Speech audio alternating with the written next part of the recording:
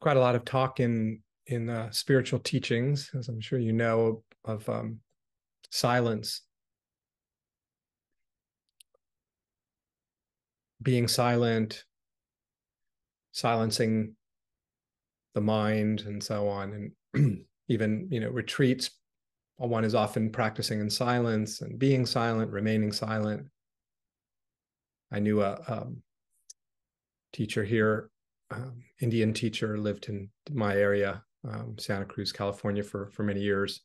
And he took a vow of silence for, I don't know, better part of his life, 70 years or something, never spoke.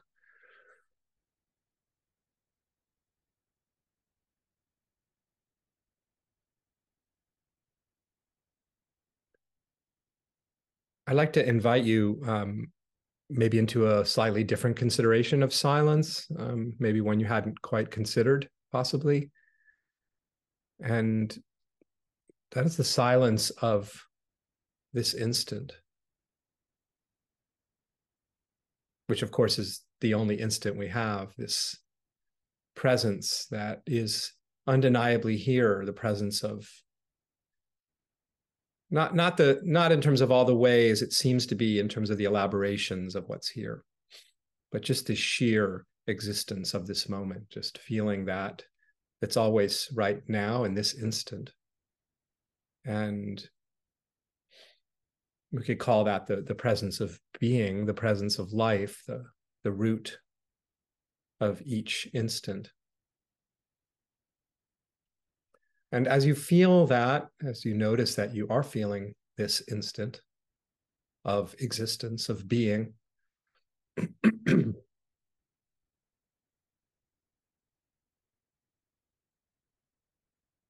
notice that in its fluid nature, it's not static. It's got an aliveness to it. It's got a movement to it, it would seem. It's not here for any time. It has no history. It has no future.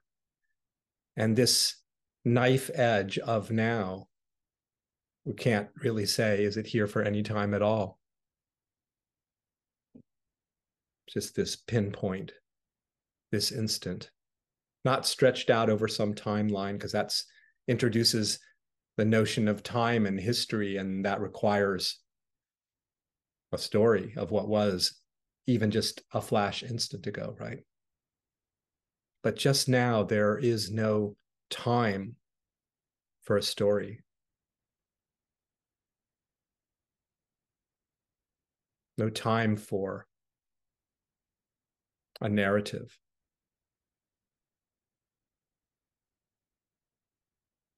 No time for actually knowing what this is, because that would require that we be able to tell some story about what it is, what this instant is. But the very moment the interpretive function of life starts to render the moment, starts to conceive of what this is, starts to put it into some sort of frame of reference, it's already moved on, hasn't it? It's already transformed into something else. As crazy as this may sound, we can feel the way in which the moment is as it's presenting itself is becoming something other than itself. It never becomes something. It's here for no time. And as you feel that, it's obvious, isn't it? This being is ungraspable. This instant is ungraspable. Here, paradoxically, very palpably here, you feel like you can hold it as this concrete, undeniable presence of here. And yet it's so slippery, it just slips right through our conceptual fingers. And as you feel that, notice the absolute silence of being, the absolute silence of no narrative, of no story. No story of the world, no story of you.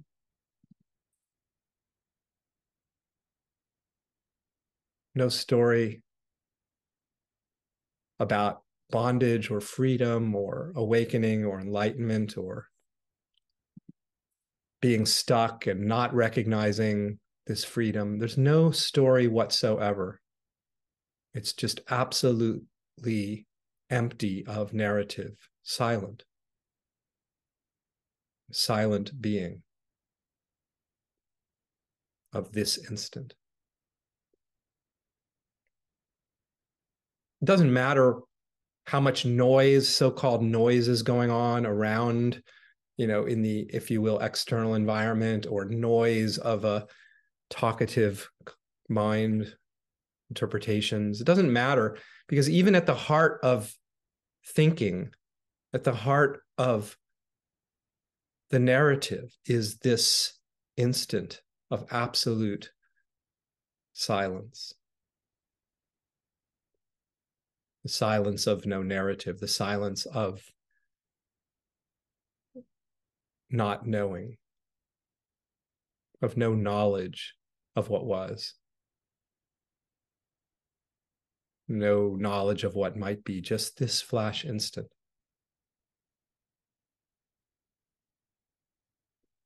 Completely free of the stories of the world and the stories of you and me.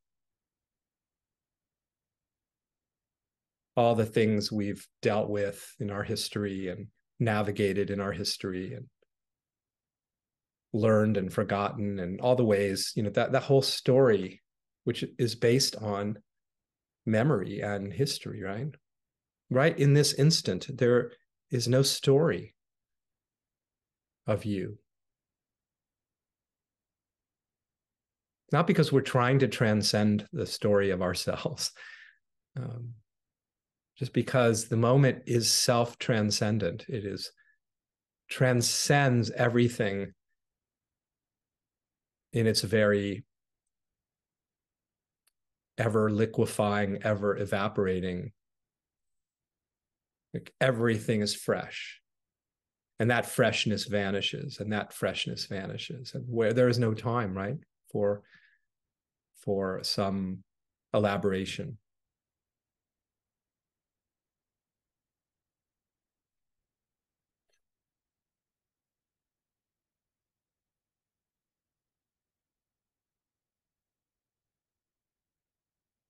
There's no story of conflict. There's no story of the resolution of that conflict. I mean, that's how stark and empty it is, in one sense. Free of everything. Free of all conceptualized notions of what this is.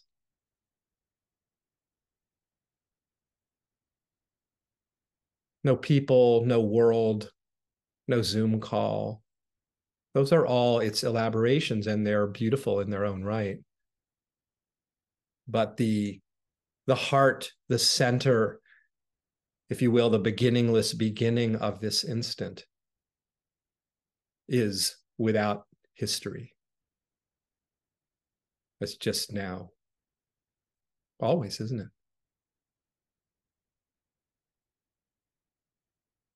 We can never claw our way into some other time other than this instant. It's just, we're absolutely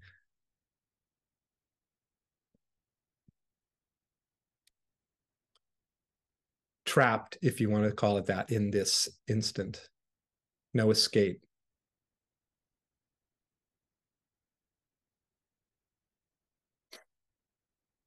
I wrote a song many years ago called No Escape, and the last line in it is,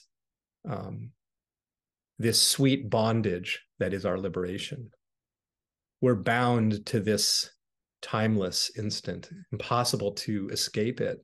But that's our freedom, because we're free of the whole narrative and what can come along with that, the seeming implications of those narratives. And there's just this absolute freedom. The silence of no narrative, of no story, of no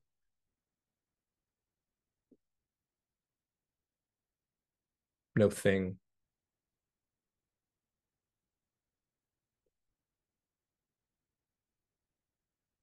Not because we've silenced our minds, it's irrelevant. The mind doesn't need to be silenced.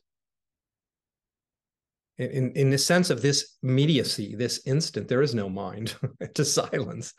You see, there's no time for it to accumulate some lack of silence that we then can work to silence. It's just boom, just gone, everything gone,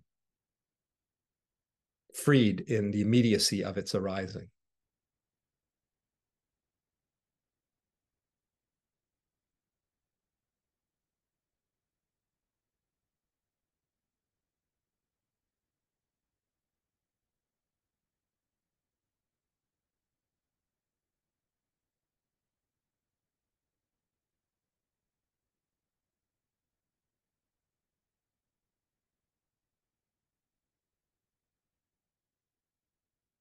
There's no need to try to hold on to this silence of no narrative, of not knowing, because it's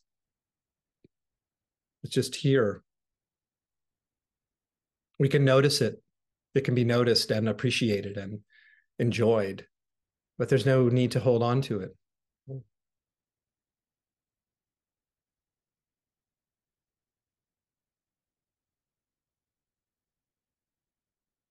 Experiences can't be held on to anyway, but all of the experiences are here in this immediacy, and they are in their basis silent, without story, without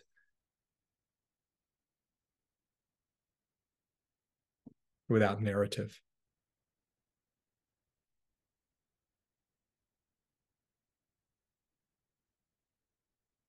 And this sort of zero point of no thing, of absolute silence, out of that we could say springs forth all the world of story and elaboration and time and space, and right. It's right, it's inconceivable.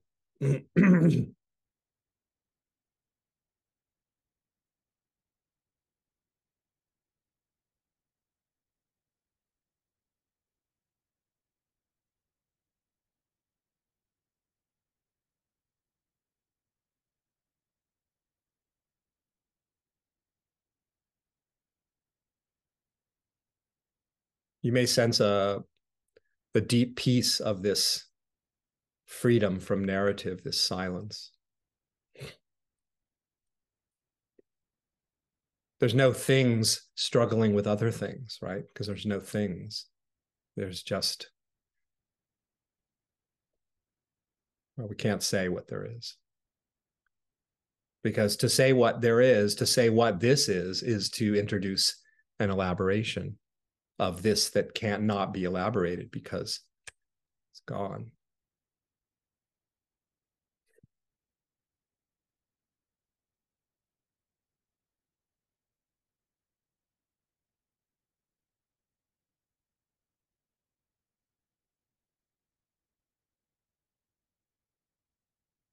Ungraspable. And yet here, full, completely empty of thingness, empty of identity, and yet the fullness at the same time, right? It's not a vacancy. It's drenched with the richness of experience. It's very paradoxical. It's so rich. This moment is juicy. It's so full, isn't it? It's so alive and vital and sensuous.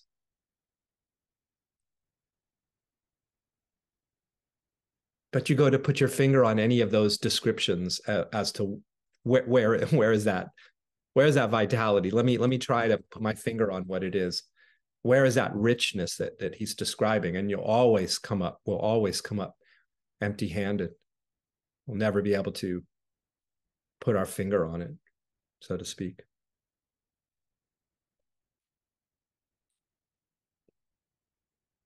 That's its ungraspable nature.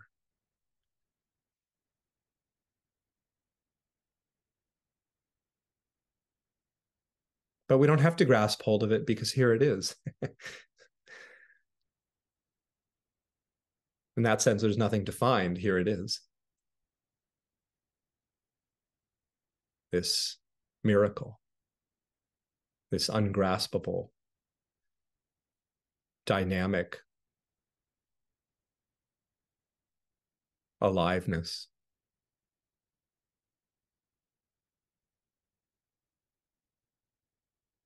Absolutely free of story, because no story can encapsulate its infinitude, its inconceivable vastness.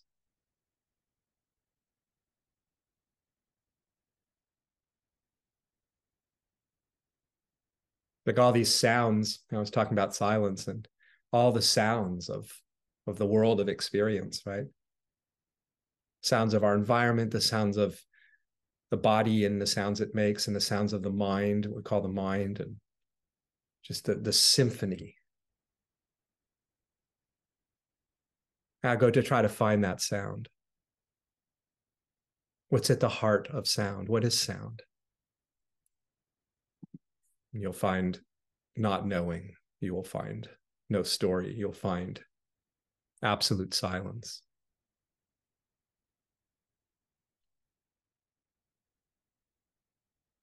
And in that sense, the benefit, if you will, of exploring this silence is we awaken ourselves to, we could say, that which is beyond all the seeming problems generated by the narratives, right? The stories.